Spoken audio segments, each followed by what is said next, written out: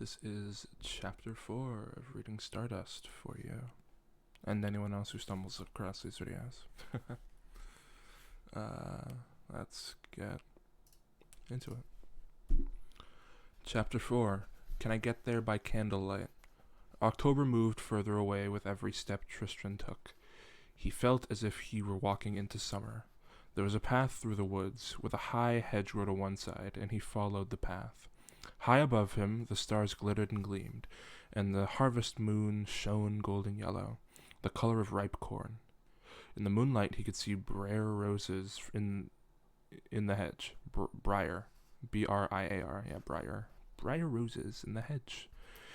He was becoming sleepy now. For a time, he fought to stay awake, and then he took off his overcoat and put down his bag, a large leather bag of the kind in 20 years' time would become known as a Gladstone bag, and he laid his head down on his bag and covered himself with his coat. He stared up at the stars, and it seemed to him that they were dancers, stately and graceful, performing a dance almost infinite in its complexity. He imagined he could see the very faces of the stars. Pale they were, and smiling gently, as if they had spent much time above the world, watching the scrambling and the joy and the pain of the people below them, that they could not help but be very amused every time another little human believed itself the center of the world, as each of us does. That's kind of weird that it makes a personal pronoun reference. Is that not, like, maybe I just haven't been paying attention. The narrator referenced the narrator, like the us. That's so weird. Anyways, and then it came to Tristan that he was dreaming, and he walked into his bedroom, which was also the schoolroom of the village of Wall, and Mrs. Cherry tapped the blackboard and bade them all be silent, and Tristan looked down at his slate to see what lesson would be about, but he could not read what he had written there. Then Mrs. Cherry, who resembled his mother so much that Tristan found himself astonished he had never before realized that they were the same person, called upon Tristan to tell the class the dates of all the kings and queens of England. "Excuse me," said a small and hairy voice in his ear, "but would you mind dreaming a bit quieter? Your dreams are spilling all into my dreams, and if there's one thing that I've never been doing with, it's dates. William and Conker, 1066. That's as far as I go. And I'd swap that out for a dancing mouse." Said Tristan. "Keep it down," said the voice, "if you don't mind." "Sorry," Tristan said, and his dreams after that were of the dark. It's so funny. "Breakfast," said the voice close to his ear. "It's mushrooms fried with butter, with wild garlic." Tristan opened his eyes. Daylight shone through the briar rose hedge, dappling the grass in gold and green. Something smelled like heaven. A tin container was placed beside him. "Poor fare," said the voice. "Country fare, it is. Nothing like the gentry are used to. But the likes of me treasures a fine mushroom." Tristan blinked and reached into the bowl. I like how they aren't actually letting him look at him yet. And reached into the tin bowl and took out a large mushroom between finger and thumb. It was hot. He took a careful bite, felt the juices flood his mouth. It was the tiniest thing he had ever eaten. After he had chewed and swallowed it, he said so. "That's kind of you," said the small figure, who sat on the other side of a little fire which crackled and smoked in the morning air. "Kind of you, I'm sure, but you know, and I know, that it's just fried field mushrooms, and never a patch on anything proper." Having trouble turning the page. There we go. "Is there any more?" asked Tristan, realizing how hungry he was. Sometimes a little food can do that to you. Now, that's manners for you," said the little figure, who wore a large floppy hat and a large flappy overcoat. I'm trying to figure out who's talking. "Is there any more?" he says, as if it were poached quail eggs and smoked gazelle or truffles, not just a mushroom. "What tastes more or less like something that's been dead for a week and a cat wouldn't touch." Manners. I really, truly would like another mushroom, said Tristram, if it's not too much trouble. The little man, if man he was, which Tristram found rather unlikely, sighed mournfully and reached into the pan sizzling on the fire with his knife and flicked 2 large mushrooms into Tristram's tin bowl. Tristram blew on them, then ate them with his fingers. Look at you, said the little hairy person, his voice a mixture of pride and gloom. Eating those mushrooms as if you liked them, as if they wasn't sawdust and wormwood and ruin your mouth. Tristram licked his fingers and assured his benefactor that they had been the very finest mushrooms he had ever had the privilege of eating. You says that now, said his host with gloomy relish, but you'll not be saying that in an hour's time. They'll undoubtedly disagree with you, like the fishwife who disagreed with her young man over a mermaid, and that could be heard from Garmund to Stormhold. Such language! It turned my ears blue, it did. The little hairy personage sighed deeply. Talking about your guts, he said.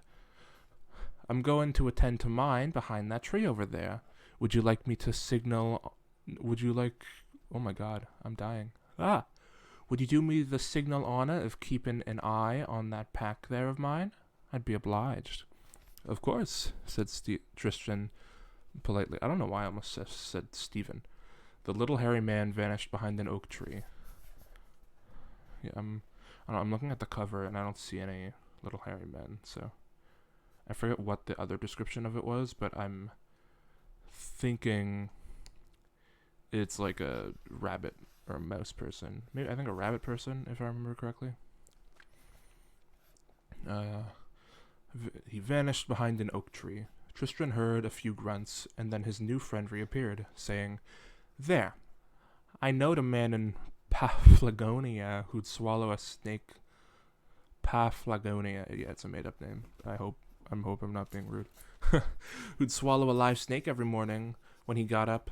He used to say he was certain of one thing, that nothing worse would happen to him all day.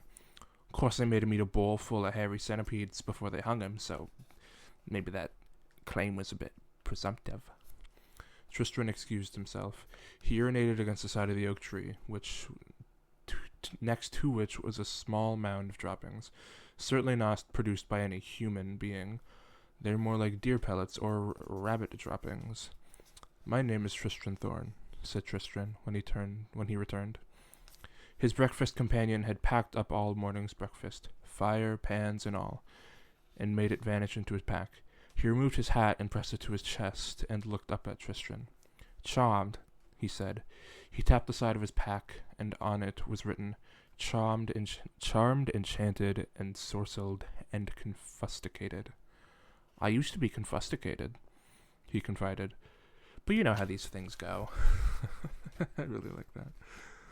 And with that he set off along the path. Tristram walked behind him.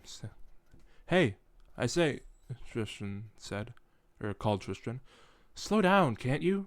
For despite the huge pack, which put Tristram in mind of Christian's Burden in Pilgrim's Progress, a book from which Mrs. Cherry had read to them every Monday morning, telling them that, although it was written by a tinker, it was a fine book for all of that. The little man, Charmed, was that his name? Was moving away from him as fast as a squirrel up a tree. Sorry, my brain got stuck on tinker because it said like a word that seems like it would have aged into a slur. So I don't know. The little creature hurried back down the path. Something wrong? He said. I cannot keep up, confessed Tristram. You walk so confoundedly fast. The little hairy man slowed his pace. Beg your puddin', he said, as Tristram stumbled after him. Being on me own pace so much, I get used to be setting me own pace. They walked side by side in the golden green light of the sun through the newly opened leaves. It was a quality of light Tristram had observed, unique to springtime. He wondered if they had left summer as far behind as October. From time to time Tristram would remark on a flash of color in a tree or a bush, and the little hairy man would say something like Kingfisher, Mr. Halcyon, Halcyon? Halcyon. Halcyon, I think? I don't know. Mr. Halcyon, they used to call him. Pretty bird. Or purple hummingbird, drinks nectar from the flowers, hovers. Or redcap. They'll keep the distance, but don't you go scrutinizing them or looking for trouble, 'cause you'll find it with those buggers. They sat behind a brook to eat their lunch. Tristram produced the cottage loaf, the ripe red apples, and round of cheese, a hard and tart and crumbly, and his mother had given them. Him. Oh my lord. And although the little man eyed the items suspiciously, he wolfed them down and licked the crumbs of bread and cheese from his fingers, and munched noisily on the apple.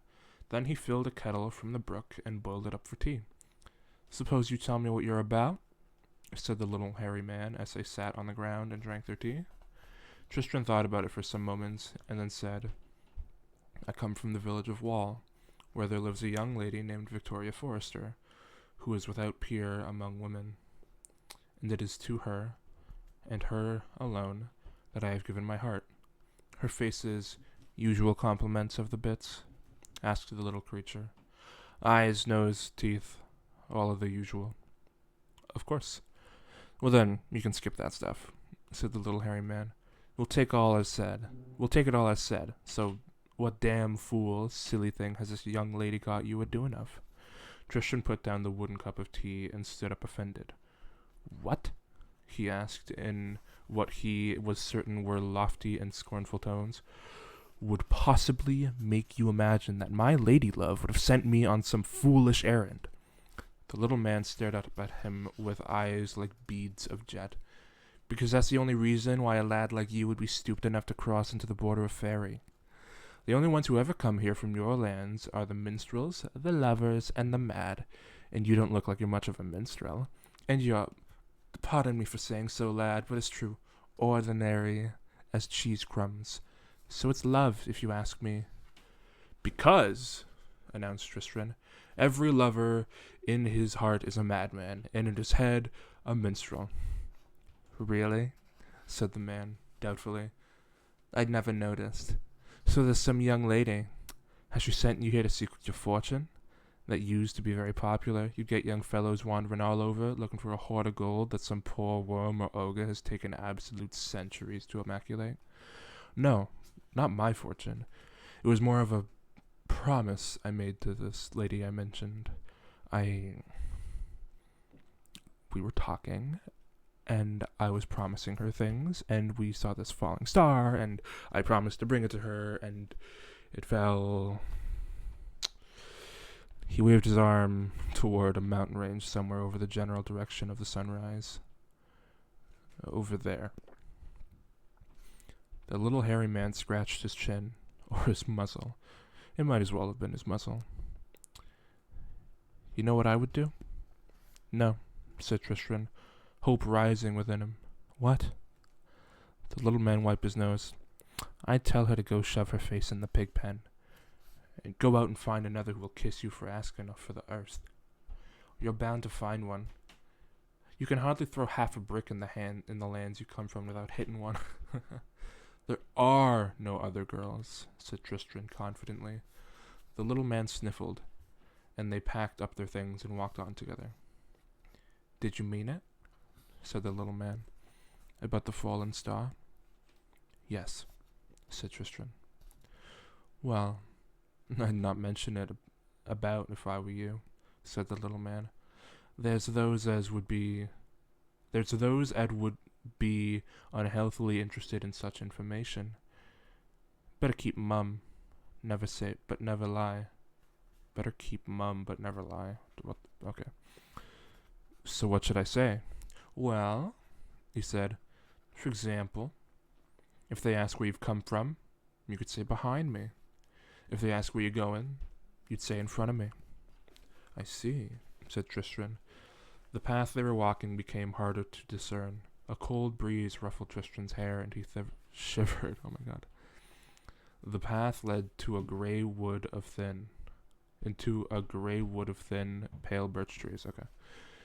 "Do you think it'll be far?" asked Tristram. To the star? How many miles to Babylon? Said the little man rhetorically. This wood wasn't here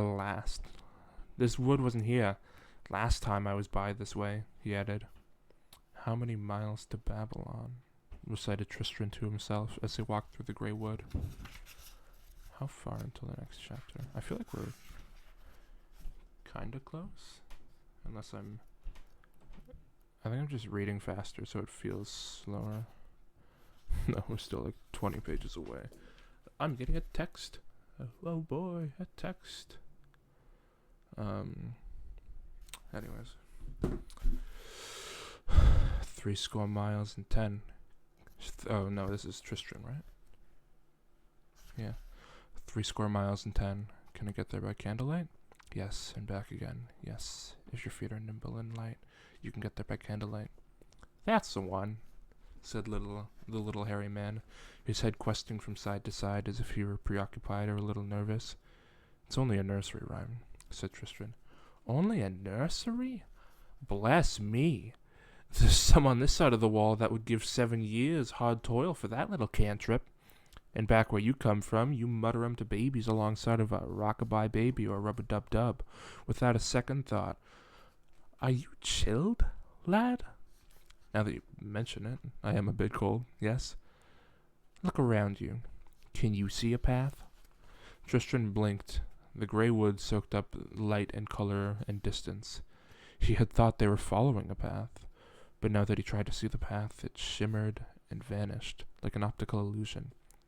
He had taken that tree and that rock as markers of the path, but there was no path, only the murk, and the twilight and the pale trees. Now we're for it, said the little hairy man in a small voice. Should we run? Tristram removed his bowler hat and held it in front of him. The little man shook his head. Not much point, he said. We've walked into a trap, and we'll still be in it even if we runs. He walked over to the nearest tree, a tall, pale, birch-like tree trunk, and kicked it, hard. Some dry leaves fell, and then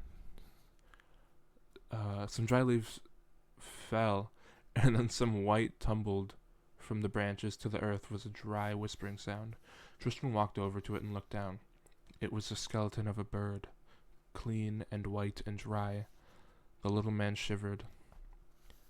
I could castle, he told Tristram, but there's no one I could castle with. My brain. Chop it out. Wish it around. The little man shivered. I could castle, he told Tristram, but there's no one I could castle with that'd be any better off than we are. That's just a rough sentence. There's no escaping by flying, not judging by that thing. He nudged the skeleton with one paw-like foot. And your sort of people never could learn to burrow. Not that would do much good. Much good. Perhaps we could arm ourselves, said Tristram. Arm ourselves? Before they come. Before they come? Why, they're here, you puddin'-head. It's the trees themselves. We're in Sarahwood. Sarahwood? It's me own fault. I should have been paying more attention to where we was going. Now you'll never get your star, and I'll never get my merchandise. One day, some poor bugger lost in these woods will find our skeletons picked clean as whistles, and that'll be that. Tristram thought about it. Why? Why is my lisp so bad? Oh my god! It's going crazy today. Tristram stared about him. In the gloom, it seemed like the trees were crowding a bit more thickly. Although he had seen nothing actually move, he wondered if the little man were being foolish or imagining things. Something stung his left hand. He slapped at it, expecting to see an insect. He looked down to see a pale yellow leaf. It fell to the ground with a rustle. On the back of his hand, a veining of red wet blood welled up. The wood whispered about them. Is there anything we can do? Tristram asked. Not that I can think of. If only we knew where the true path was. Even a Sarahwood couldn't destroy a true path. Just hide it from us. Lure us off of it. The little man shrugged and sighed. Tristram reached his hand up and rubbed his forehead. I do know where the path is, he said. He pointed. It's down that way. The little man's bead-black eyes glittered. Are you sure? Yes, sir. Through that copse and up a little way to the right. That's where the path is. How do you know? Asked the man. I know, replied Tristram. Right. Come on. And the little man took his burden and ran, slowly enough that Tristram, his leather bag swinging and banging against his legs, his heart pounding, his breath coming up in gasps, was able to keep up. No, not that way, over to the left, shouted Tristram. Branches and thorns ripped and tore at his clothes.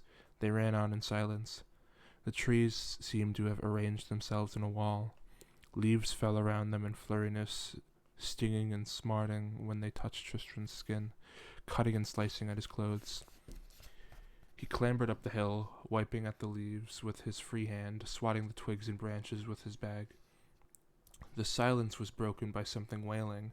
It was a little hairy man. He had stopped dead where he stood, and, his head thrown back, had begun to howl at the sky. Buckle up, said Tristram. We're nearly there.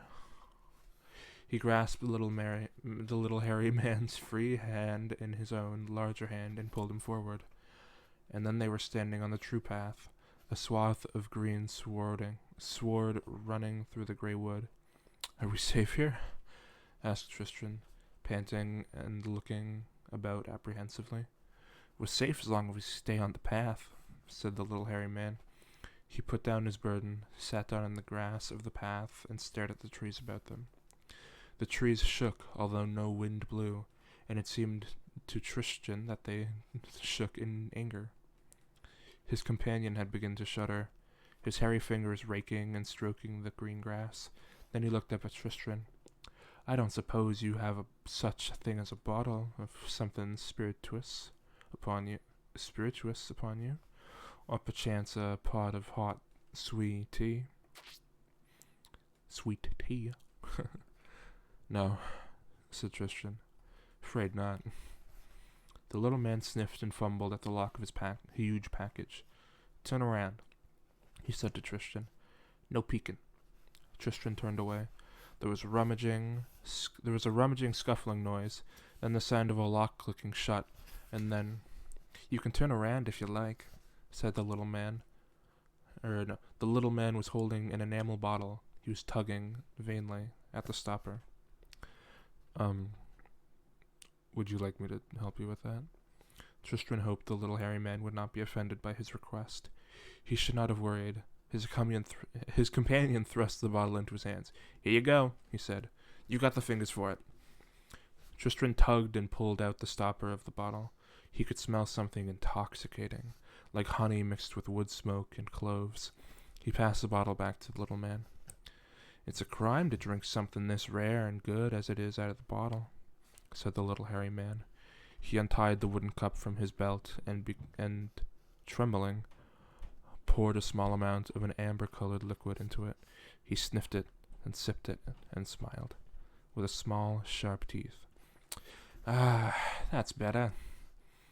He passed the cup to Tristram. Sip it slowly, he said. It's worth a king's ransom, this bottle. It cost me 2 large blue-white diamonds, a mechanical bluebird which sang, and a dragon scale. Tristram sipped the drink. It warmed him down to his toes and made him feel like his head was filled with tiny bubbles. Good, eh? Tristram nodded. Too good for the likes of you and me, I'm afraid. Still, it hits the spot in the time of trouble, of which this certainly is one. Let's get out of this wood, said the little hairy man. Which way, though? Tristram said. Which way, though? That way, Tristram said, pointing to the left. The little man stopped and pocketed the little bottle, shouldered his back, and the two of them walked together down the green path through the grey wood.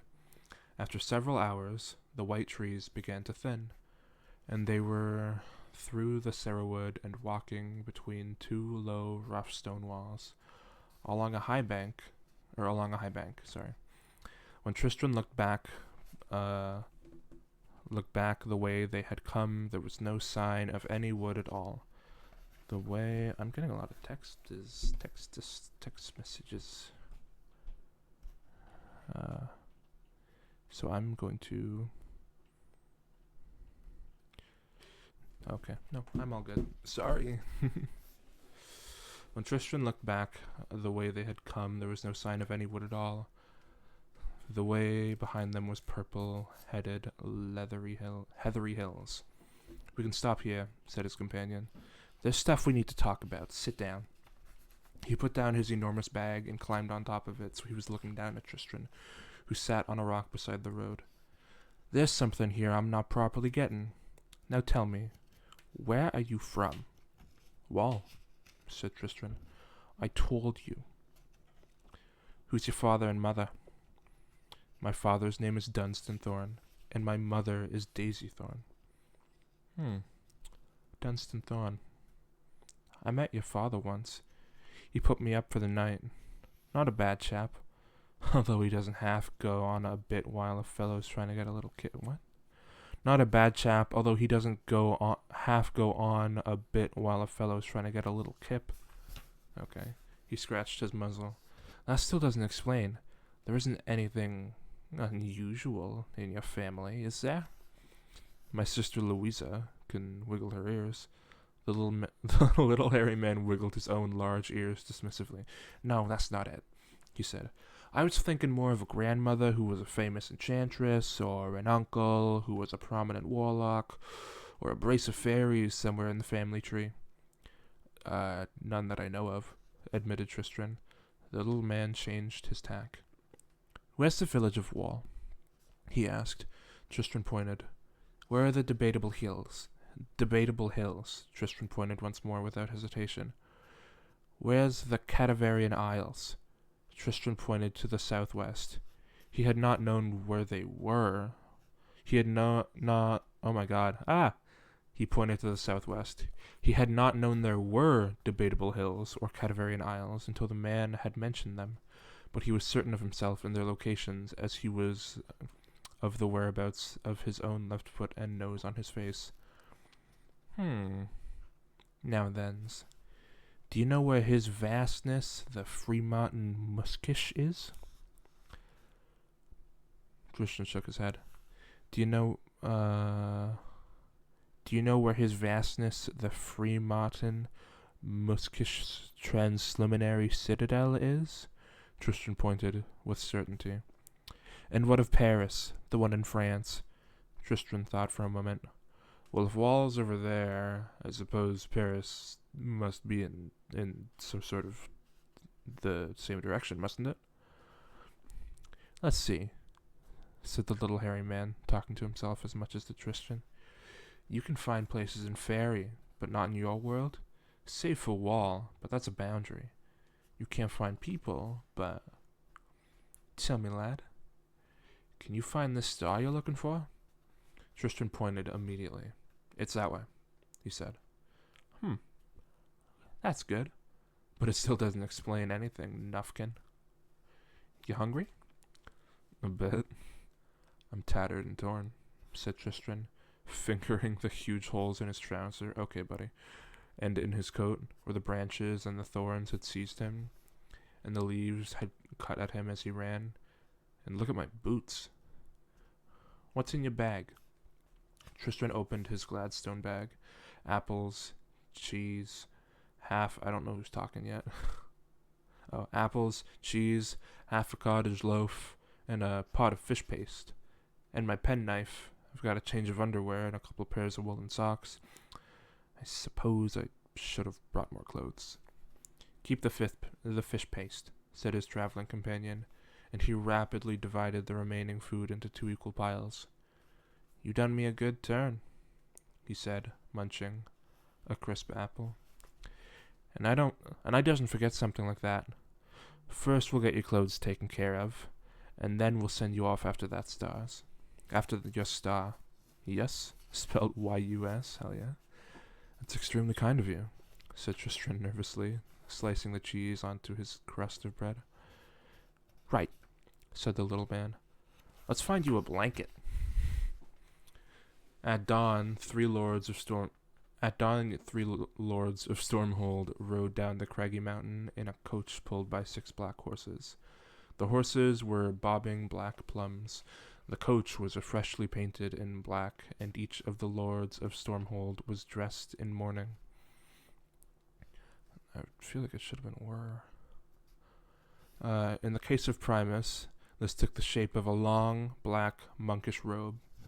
Tertius was dressed in the sober costume of a merchant in mourning, while Septimus wore a black doublet and hose, a black hat with a feather in it, and looked for all the world as a foppish assassin from a minor Elizabethan historical play. The lords of Stormhold each eyed each other, one cautious, one wary, one blank. They said nothing. Had alliances been possible, Tertius might have sided with Primus against Septimus, but there were no alliances that could be made. The carriage clattered and shook. Once it stopped, for each of the 3 lords to relieve himself. Then it clattered on the hilly road. Together, the 3 lords of Stormhold had placed their father's remains in the Hall of Ancestors. Their dead brothers had watched them from the door of the hall, but had said nothing. Towards evening, the coachman called out, "Not away!" and he reined his team outside a tumble-down inn, built against what resembled the ruins of a giant's cottage. The 3 lords of Stormhold got out of the coach and stretched their cramped legs. Faces peered at them through the bottle-glass windows of the inn. The innkeeper, who was a choleric gnome of poor disposition, looked out of the door. "We'll need beds aired and a pot of mutton stew on the fire," he called. "How many beds to air?" asked Letitia, the chambermaid, from the stairwell. "3," said the gnomes. "I'll wager they'll have a coachman sleep with the horses." "3 indeed," whispered Tilly, the pot girl, to Lacey, the ostler. "When anyone could see a full 7 of those fine gentlemen standing in the road. Oh, when anyone could see a... No, that still has quotes around it. That's... Oh my god, whatever. But when the lords of Stormhold entered, there were 3... Oh my... The times where they have commas and don't have commas kind of pisses me off. But when the lords of Stormhold entered, there were but 3 of them, and they announced that their coachman would sleep in the stables. Dinner was mutton stew and bread loaves, so hot and fresh they were, exhaled steam, and as they were cracked open and eat... I'm reading the words, it feels weird. Dinner was mutton stew and bread loaves so hot and fresh they exhaled steam as they were cracked open, and each of the lords took an unopened bottle of the finest Burgundian wine, for none of the lords would share his bottle with his fellows, nor even permit the wine to be poured from the bottle into a goblet. This scandalized the gnome, who was of the opinion, not, however, uttered in the hearing of his guests, that the wine should be permitted to breathe. I don't know what that means, all of that. Their coachman ate his bowl of stew, and drank 2 pots of ale, and then went to sleep in the stables. The 3 brothers went to their respective rooms and barred the doors. Tertius had slipped a silver coin to Letitia, the chambermaid, when she had brought him the warming pan for his bed, so he was not surprised at all when, shortly before midnight, there came a tapping on his door. She wore a one-piece white chemise, and curtsied to him as he opened the door, and smiled shyly. She held a bottle of wine in her hand. He locked the door behind him and led her to the bed, where, having first made her remove her chemise, and having examined her face and body by candlelight, and having kissed her on her forehead, lips, nipples, navel, and toes, and having extinguished the candle, he made love to her without speaking in the pale moonlight. After some time, he grunted and was still. "There, lovey, was that good now?" asked Letitia. "Yes," he said warily, as if her words guarded some trap. "It was. Would you be wanting another turn before I leave?"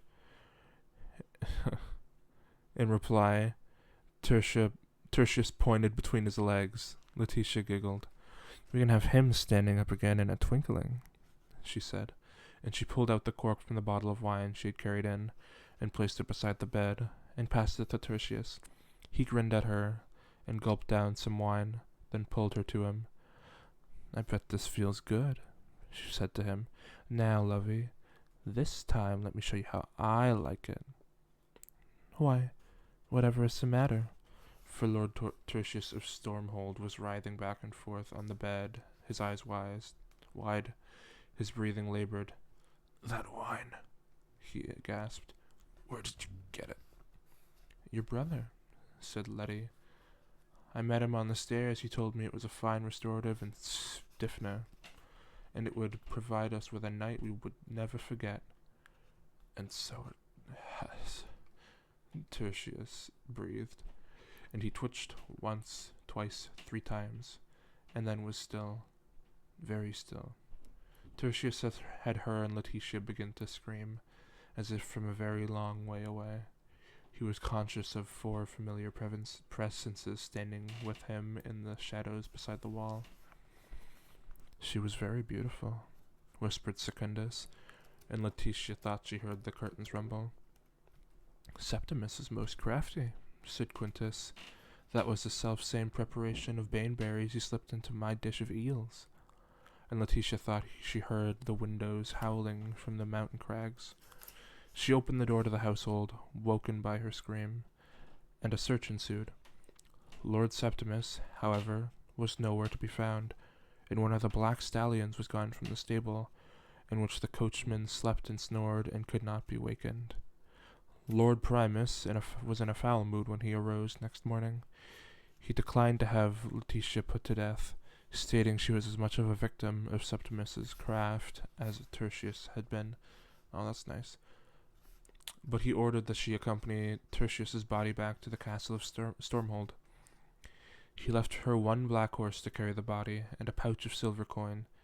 It was enough to pay a villager of Notaway to travel with her, to ensure no wolves made off of the horse or his brother's remains, and to pay off the coachman when he finally awoke.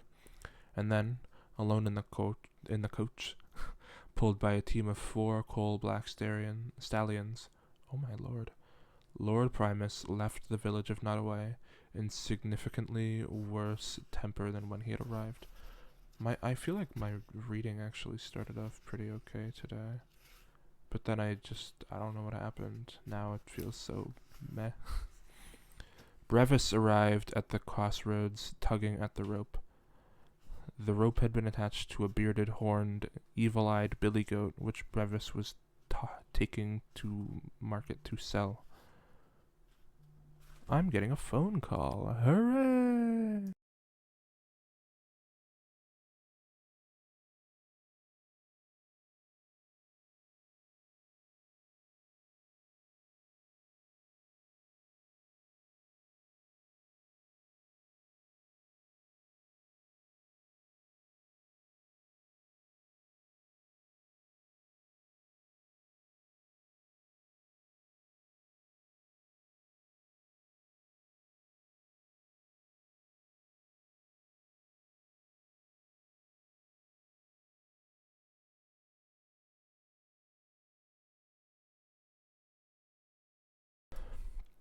I'm back. Sorry about that.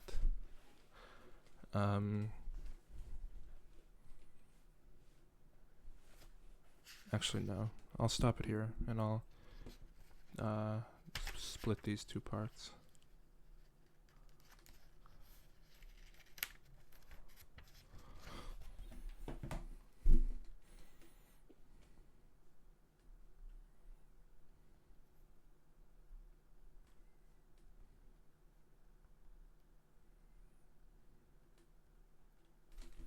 Oh, actually, I guess I can just cut this part out, because you said whatever.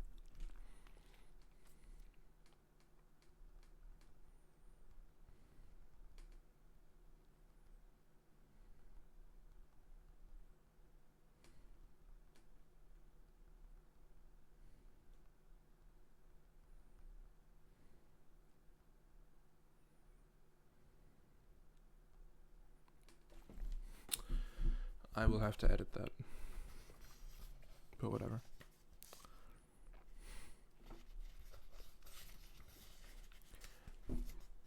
Brevis arrived at a crossroads.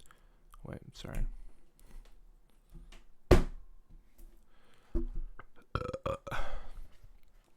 Brevis arrived at the crossroads, tugging at a rope. The rope was attached to a bearded, horned, evil, billy-eyed goat, which Brevis was taking to the market to sell. That morning, Brevis's mother had placed a single radish upon the table in front of him and said, "Brevis, son, this radish was all I was able to pull from the ground today, as our crops have failed. All our crops have failed, and all our food has gone. We've nothing to sell but the billy goat. So I want you to take the halter goat. So I want you to halter the goat and take him to the market and sell him to a farmer. And with the coins you get from the goat, and you'll take nothing less than a florin, mark you. Buy a hen, and buy corn and turnips, and perhaps we shall not starve." So Brevis had chewed on his radish, which was woody and peppery to the tongue, and spent the rest of the morning chasing the goat out of its pen, sustaining a bruise to the ribs and a bite to the thigh in the process, and eventually, and with the help of a passing tinker, he had subdued the goat enough to have it haltered, and, leaving his mother to bandage the tinker's goat-inflicted injuries, he had dragged the billy goat toward the market. I don't remember if Brevis is like a name that I should know, or if it's just saying a name for the sake of it. Sometimes the goat would take it to head to charge. What? Sometimes the goat would take it into his head to charge on ahead, and Brevis would be dragged behind him, the heels of his boots grinding into the dried mud on the roadway, until the goat would decide, suddenly, and without warning, for no reason for Brevis to be able to discern, to stop. Then Brevis would pick himself up and return to dragging the beast. He reached the crossroads on the edge of the wood, sweaty and hungry and bruised. I just realized instead of making a loud sound, I should have just checked the time to see when I needed to edit, whatever. There was a tall woman standing at the crossroads. A circlet of silver sat in the crimson headpiece that surrounded her dark hair, and her dress was as scarlet as her lips. That's the witch, I think. "What do they call you, boy?" she asked in a voice like musky brown honey. "They call me Brevis, ma'am," said Brevis, observing something strange behind the woman. It was a small cart, but there was nothing harnessed between the shafts. He wondered how it even got there. "Brevis," she purred. "Such a nice name. Would you like to sell me your goat, Brevis boy?" Brevis hesitated. "My mother told me I was to sell the goat to the market," he said, "and to sell him for a hen and some corn and some turnips and bring her home the change." "How much did your mother tell you to take for the goat?" asked the woman in her scarlet kirtle. "Nothing less than a florin," he said. She smiled and held up in one hand something glinted yellow. "Why, I will give you this golden guinea," she said, "which enough to buy a coopful of hens and 100 bushels of turnips." The boy's mouth hung open. "Do we have a deal?" The boy nodded and thrust his hand over, which held the billy goat's rope halter. "Here," was all he could say. Visions of limitless wealth and turnips beyond counting tumbling through his head. The lady took the rope, then touched one finger to the goat's forehead between its yellow eyes and let go of the rope. Brevis expected the billy goat to bolt forward to the woods or down the road, but it stayed where it was, as if frozen into position. Brevis held out his hand for the golden guinea. The woman looked at him, then examining him from the sole's muddy feet to his sweaty cropped hair, and once more she smiled.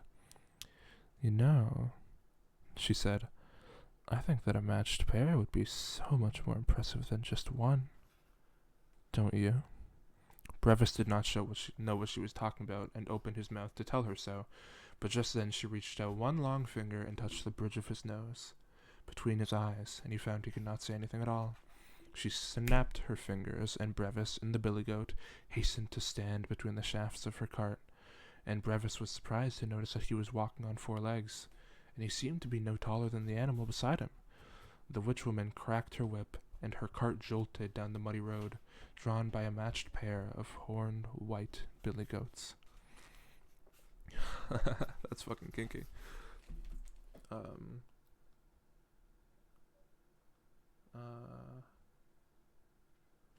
One moment again. Pardon me. I fucking stopped the last recording instead of unmuting myself. Anyways, the little hairy man had taken Tristran's ripped clothes and trousers and waistcoat, and leaving him covered by a blanket, had walked into the village, which nestled in the valley between 3 heather-covered hills. I feel like there are some times when I'm reading where it's just like elegant, beautiful, wonderful sounding. Like that paragraph I read pretty well. And then there are some times where it's like, I went to the store, and I'm like, I went to store. Anyways. Tristran sat under the blanket in the warm evening and waited. Lights flickered in the hawthorn bush behind him. He thought there were glowworms or fireflies, but on closer inspection, he perceived they were tiny people, flickering and flitting from branch to branch. He coughed politely. A score of tiny eyes stared down at him. Several of the little creatures vanished. Others retreated to high into hawthorn bush, while a handful, braver than the others, flitted towards him. They began to laugh in high, bell-tinkling tones, pointing at Tristran and his broken boots and blanket and underclothes and bowler hat. Tristran blushed red and pulled the blanket about on himself. Oh, singing. One little folk sang, "Hankety-pankety, boy in a blanket, he's off on a goose chase for a look for a star. Inconvertibly journey through fairy. Strip him off the blanket, see who you are." Another one sang, Tristran Thorn, does not know why he was born, and a foolish oath he has sworn. Trews in coat and shirt are torn, he sits here all forlorn, soon to face his true love's scorn. Wistram, Bistram, Tristran Thorn. "Be off with you, you silly things," said Tristran, his face burning red, and having nothing else to hand, he threw his bowler hat at them. Thus it was, when the little hairy man arrived back from the village of revelry, although why it is called so no man could say, for it was a gloomy, somber place, and had been for some time out of the mind. He found Tristran sitting glumly beside a hawthorn bush, wrapped in a blanket and bewailing the loss of his hat. "They said cruel things about me, about my true love," said Tristran. "Miss Victoria Forrester. How dare they?" "The little folk dare anything," said his friend. "The little folk dare anything," said his friend. "And they talks a lot of nonsense, but they talks an awful lot of sense as well. You listen to 'em at your peril, and you ignore 'em at your peril too." "They said I was soon to face my love's true scorn. Did they indeed?" The little man said. The little man was layering a variety of clothes out upon the grass. Even in the moonlight, Tristran could see that the clothes he was laying out bore no resemblance to the clothes Tristran had removed earlier in that day. In the village of Wall, men wore brown and grey and black, and even the reddest neckerchief worn by the ruddiest of farmers was soon faded by the sun and the rain to look a more mannerly color. Tristran looked at the crimson and canary and russet cloth. Is that what he's wearing in that? No, it's not what he's wearing on the cover. At clothes which looked more like costumes of traveling players or the contents of his cousin Joan's charades chest. Wow. And he said, My clothes. These are your clothes now. Oh, we're at page 100. These are your clothes now, said the little hairy man, proudly. I traded them. This stuff's better quality. See, it won't rip and tear as easy, and it's neither tattered nor torn. And withal, you'll not stick out so much as a stranger. This is what hereabouts wear, you see. Tristram contemplated making the rest of his quest wrapped in a blanket, like a savage, wow, like a savage aboriginal from one of his school books. Okay, buddy. Then with a sigh, he took off his boots and let the blanket fall to the grass, and with the little hairy man as his guide. No, laddie, those was over the mercy. What do they teach them nowadays? He was soon dressed in his fine new clothes.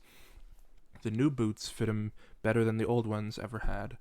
They certainly were fine new clothes. While clothes do not, as the saying would sometimes have it, make the man, the fine feathers do not make fine birds. Sometimes they can add certain spice to a recipe. And Tristram Thorn in crimson and canary was not the same man that Tristram Thorn in his overcoat and Sunday suit had been. There was a swagger to his steps, a jauntiness to his movements, that had not been there before. His chin went up and down, and there was a glint in his eye that he had not possessed. When he had worn a bowler hat. By the time they had eaten the meal, the little hairy man had brought back with him from revelry, which consisted of smoked trout, a bowl of fresh-shelled peas, several small raisin cakes, and a bottle of small beer. Tristram felt quite at home in his new garb. "Now then," said the little hairy man, "you saved my life, laddie, back there in Sarahwood, and your father, he done me a good back before when you was born. And let it never be said that I'm a cove that doesn't pay his debts." Tristram began to mutter something about how his friend had already done more than enough for him, but the little man ignored him and continued.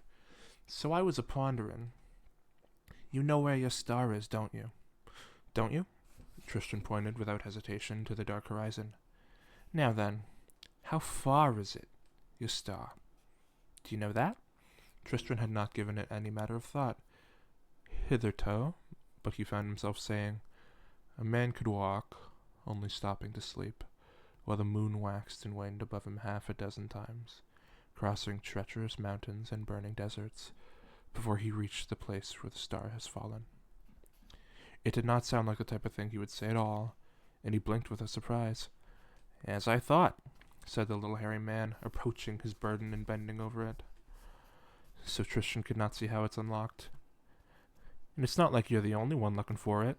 You remember what I was told you before? About digging a hole to bury my dung in?" "Not that!" About telling no one my true name, nor my destination?"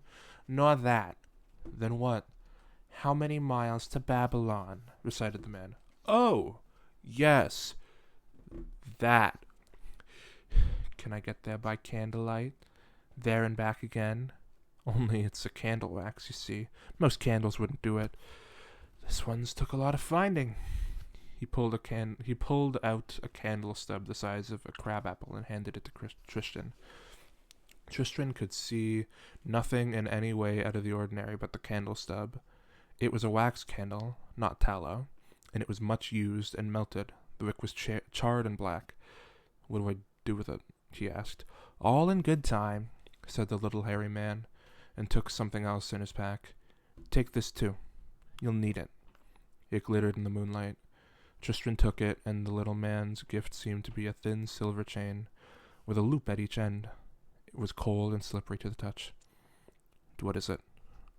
"The usual. Cat's breath and fish scales, and moonlight on a mill pond, melted and smithied and forged by the dwarves. You'll be needing it to bring your star back with you." "Oh, I will?" "Oh, yes." Tristram let the chain fall into his palm. It felt like quicksilver. "Where do I keep it? I have no pockets in these confounded clothes." "Wrap it around your wrist until you need it. Like that. There you go. But you've a pocket in your tunic under there. See?" Tristram found the concealed pocket. Above it there was a small buttonhole, and in the buttonhole he placed the snowdrop. The glass flower that his father had given him as a luck token when he had left the wall. He wondered whether it was in fact bringing him good luck, and if it were, was it good or bad luck? Tristram stood up. He held his leather bag tightly in his hand. "Now then," said the little hairy man, "this is what you got to do. Take up your candle in your right hand. I'll light it for you. And then walk to your star. You'll use the chain to bring it back here. There's not much wick left on the candle, so you'd best be snappy about it and step lively. Any dawdling, and you'll regret it. Feet be nimble and light." Yes? I... I suppose so, yes, said Tristram. He stood expectantly. The little hairy man passed a hand over the candle, which lit with a flame yellow above and blue below. There was a gust of wind, and the flame did not even flicker. The slightest bit. Tristram took the candle in his hand, and he began to walk forward. The candlelight illuminated the world, every tree and bush and blade of grass.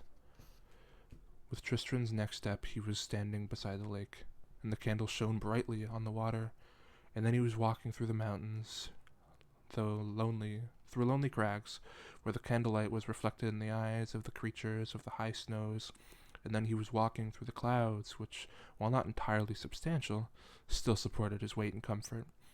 And then holding tightly to his candle, he was underground, and the candlelight glinted back at him from the wet caves and walls. Now he was in the mountains once more, and then he was on the road through a wild forest, and he glimpsed of a chariot being pulled by 2 goats, being driven by a woman in a red dress who looked, for a glimpse he got of her,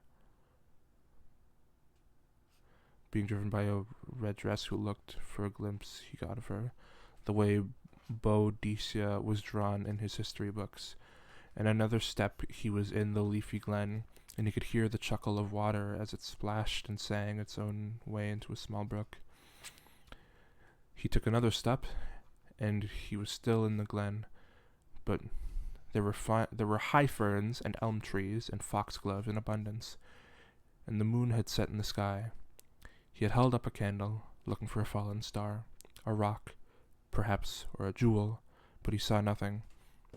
He heard nothing, though, under the babbling of the brook, a sniffling and swallowing, the sound of someone trying not to cry. "Hello?" said Tristram. The sniffling stopped, but Tristram was certain he could see a light beneath the hazel tree, and he walked towards it. "Excuse me," he said, hoping to pacify whoever was sitting beneath the hazel tree, and praying that it was not more of the little people who had stolen his hat. "I'm looking for a star." In reply, a clod of wet earth flew out from under the tree, hitting Tristram on the side of his face. It stung a little, and fragments of earth fell down his collar and under his clothes. "I won't hurt you," he said, loudly. This time another clod of earth came hurling towards him. He ducked out of the way, and it smashed into an elm tree behind him. He walked forward. "Go away!" a voice, all raw and gulping, as if it had just been crying. "Go away and leave me alone." She was sprawled awkwardly beneath the hazel tree, and gazed up at Tristram with a scowl of complete unfriendliness.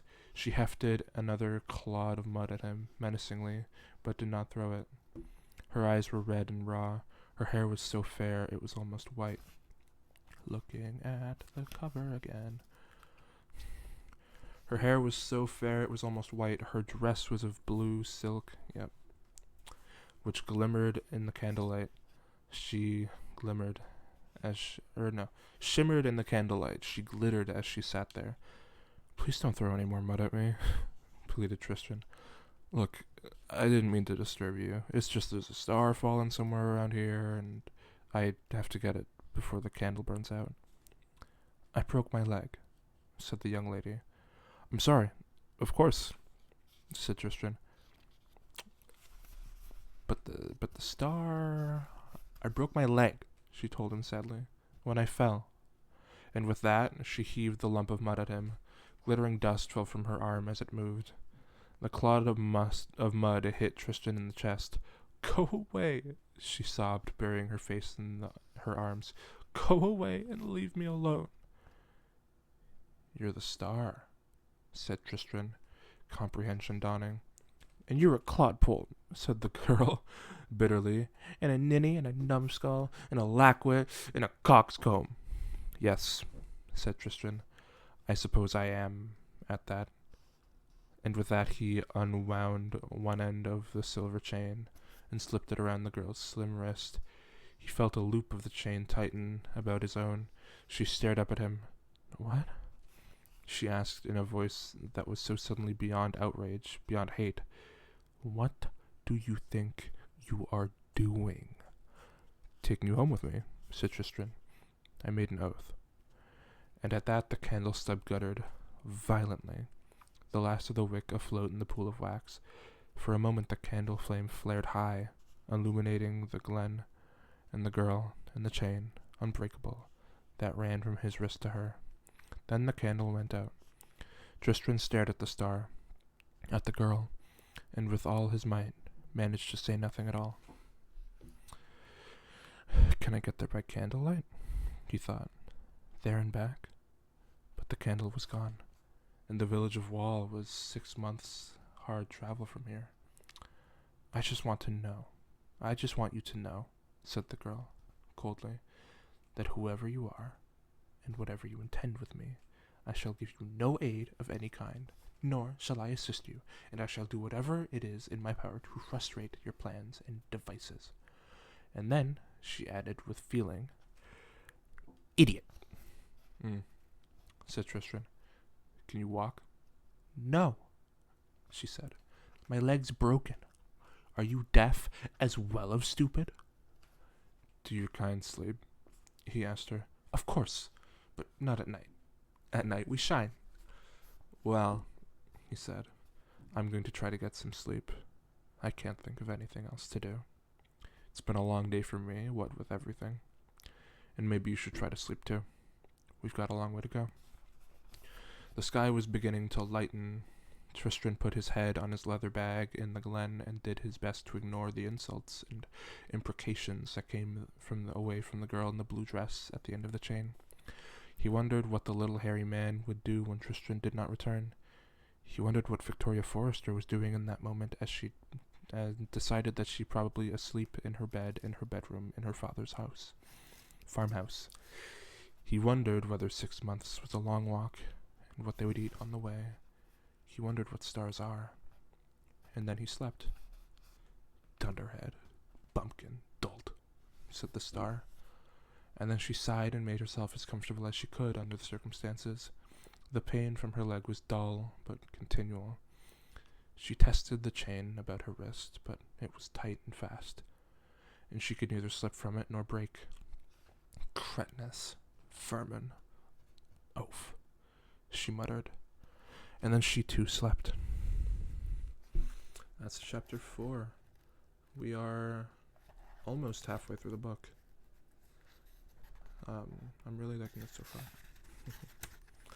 And I can't wait to put liminal effort into editing this episode together after accidentally stopping it halfway through. Hooray!